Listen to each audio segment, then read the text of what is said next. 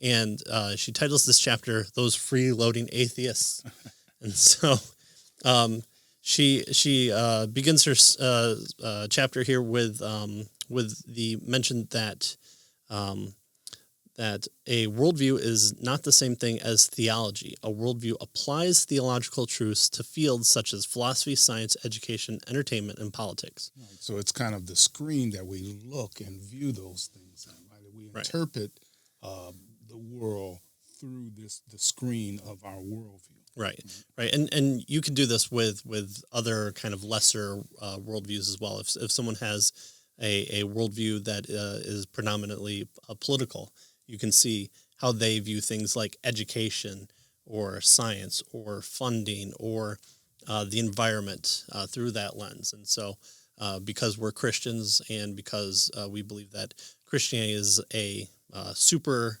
meta worldview of everything, including our politics, including whatever else there might be, that's what initially gets us off on the foot when we look at things like the world, science, reason, logic, morality, all that stuff. So that's why we that's why the distinction is to be made versus theology, the study of God, and how God applies to himself and how it applies to our living within the scope of Christianity itself, and then also the worldview, how it applies those truths that we learn about, especially in Scripture, to fields such as philosophy, science, education, entertainment, politics. Right. So part of what she's doing here, especially with regard to the critiques, is really critiquing non-Christian worldviews, critiquing how they view the world, right? Does the worldview match our experience of what's going on in the world? Does it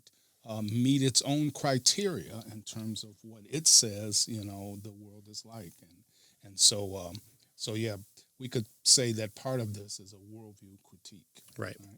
And to also make the strongest case possible for a critique that doesn't fold in upon itself and that explains everything that we see in the world.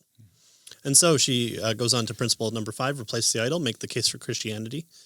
Says the Christian message will be most relevant when it is articulated at the specific points where people recognize the flaws and failures of their own worldview. And we've done that in Principle 3, where we say that worldview outcomes that the proponents of those competing worldviews view the outcomes as alien or repugnant, outcomes that they themselves cannot live with. And with Principle 4, again, seeing if they can live within their own makeup, we could say that reductionists cannot live within the confines of their own worldview box, and so they smuggle in ladders from the Christian worldview to climb out of that box. So they want things like access to equal rights, or the fact that you can trust what's going to happen today is going to be what it's like tomorrow. Right. And so all those things root itself. Uniformity of nature. Right. They root itself in the Christian message, in the Christian ideal. And so that's what we'll be going into more in this chapter. Mm-hmm. Surprisingly as it sounds, the Christian worldview is so appealing that even those who reject it borrow from it, whether consciously or unconsciously. They are showing us where their own worldviews break down and at the same time what they find most appealing about Christianity.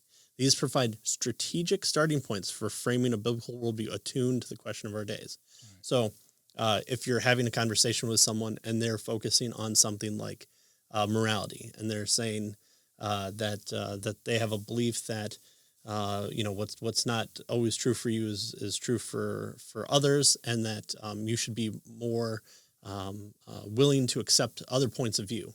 Well, that's a great point for the Christian worldview, in the fact that you should be more tolerant of others, in the sense that you should listen to them, you should give them equal weight, that you shouldn't misalign them to what they're saying, and that's all founded in the Christian worldview, and that's your starting point. That's the thing to hone in on. You don't have to pull evolutionary thought and say, let's talk about Neanderthals. Well, no, let's focus on the morality that they're wanting to bring to the equation.